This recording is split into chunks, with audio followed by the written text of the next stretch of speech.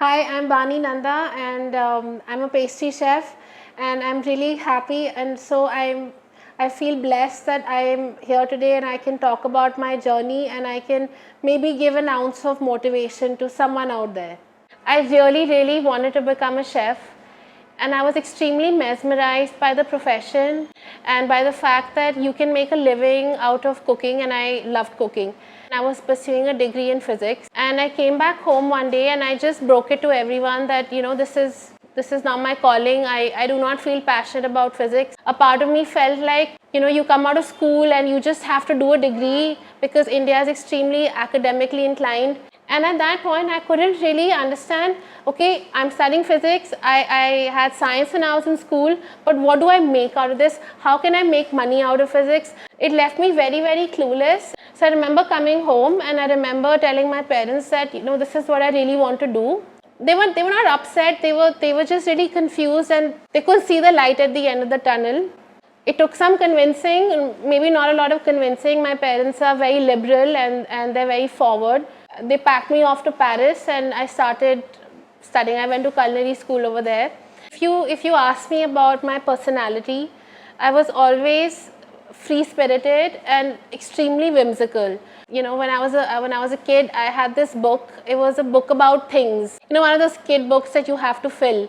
And it said, what do you want to become when you grow up?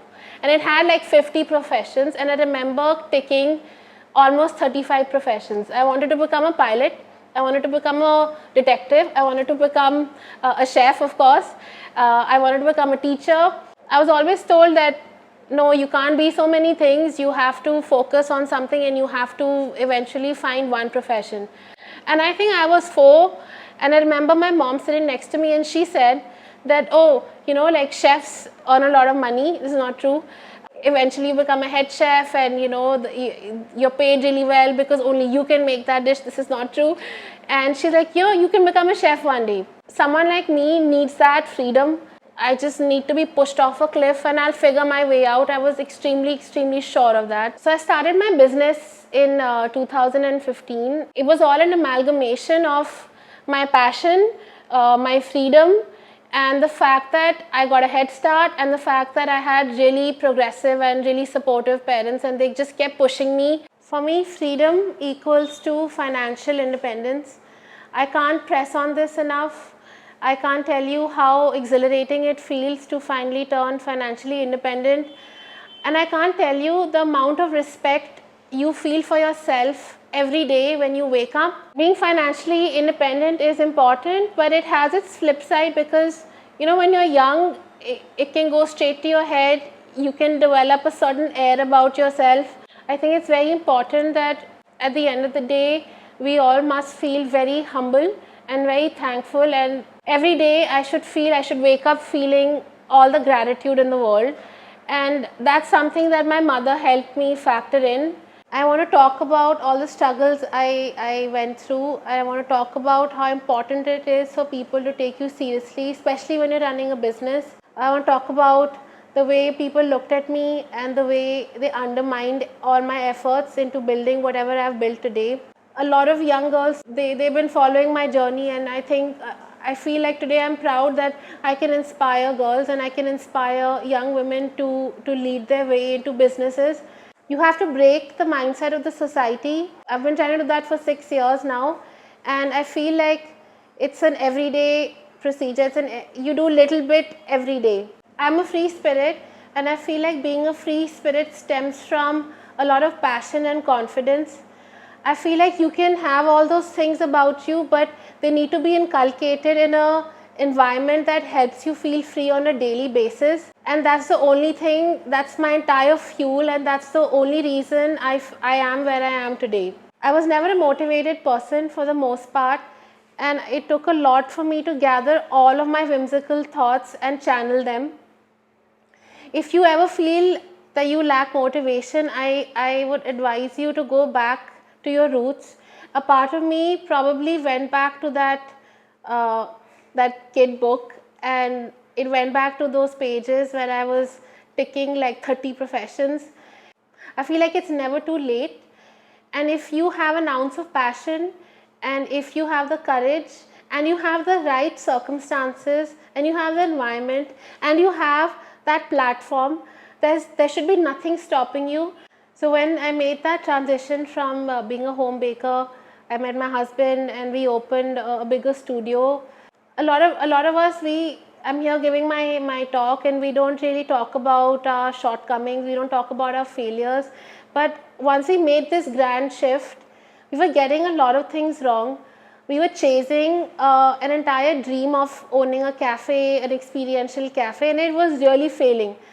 I don't think we understood that failure until last year, 2020, until COVID hit and we entered lockdown. And it gave us some time to assimilate our game plan, to assimilate our life together individually as a couple. And we really broke it down. We had that time. I'm very thankful for that break I got. The whole of last year helped me put back all the pieces and restart and relaunch my business, and it helped me process things differently. We changed our game plan, we changed our entire strategy. I remember when we opened in the lockdown, I ran the whole operation without my team, alone. Single-handedly, I used to do all the kitchen work and my husband used to answer all the calls and take all the orders. And we used to go home and we used to look at each other and be like, we are literally doing this alone. And the entire operation is running on just the two of us, and we have to hold it together, and we are holding it together. I think it gave us this sense of pride and this sense of motivation that we carried through. We made a big breakthrough with our business last year. We introduced different diagonals. I started teaching, I started taking workshops. I introduced a lot of menu items. We launched a website. So another thing that gives me a sense of freedom is the fact that I manage my own social media for my personal page, for my business page, and it gives me a platform to talk about my life on an everyday basis.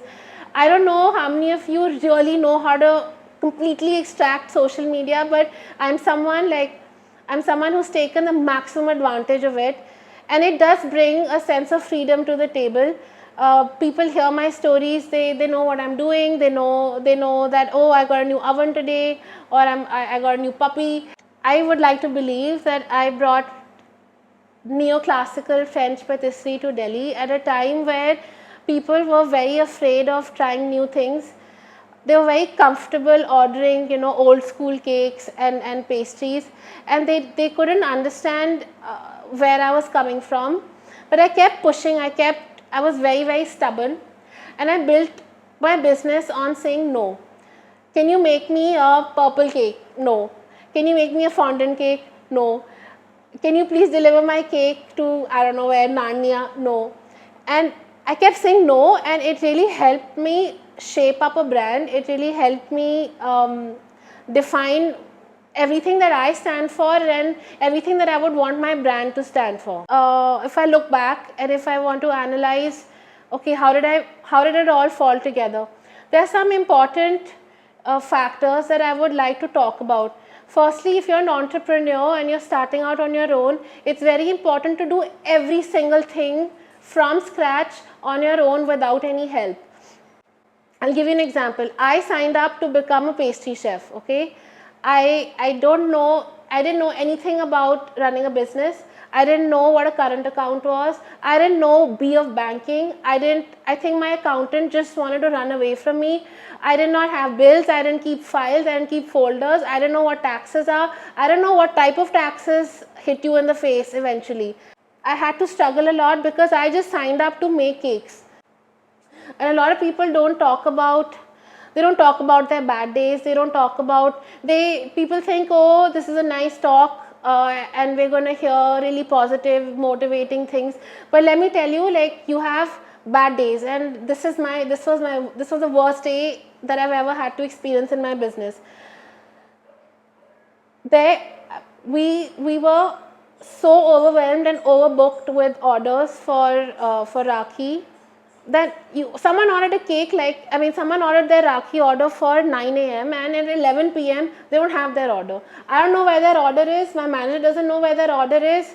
The logistics guy doesn't know. Even the rider doesn't know where their order is. Okay, and this is the kind of pressure you face where you might have a new time, you might have a first time customer, okay, and they see you, they see this really rosy picture of you on social media, and then they expect the sun and the moon from you, and you can't deliver, and because you're clueless, you're just falling apart, everything is falling apart.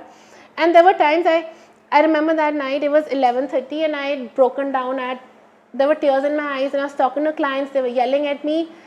I remember one lady, she said, you know what, just deliver my cake. On the other hand, you have one lady, she hasn't received her cake, or it's been all day, it's been all afternoon, all evening, and we called her at 11:30 at night saying, I'm so sorry, there's an issue with logistics, we were overbooked and we couldn't handle our workload. And you know what she said to me? She was like, oh my God, you guys are so hardworking. You're working till 11:30 at night. And I was like, my God, like, she doesn't have her order. We've given the worst possible service that we could ever give to a customer, and she's appreciating us, and she's so touched by the fact that our generation works really hard and it's 11:30 and she doesn't have her order. I feel like if you've been given the opportunity to feel free, and that you've taken your business to this extent where your actual problems that you think are bad problems are really good problems. They're actually, you should be lucky that you're slammed with orders, that you can't deliver, you can't meet the expectations because your order list is that long. All in all, I can say and I can conclude that all the factors that I've spoken about and the way I have moved forward and where I am today is simply because I don't think I really followed any rules. I really don't think I have a rule book.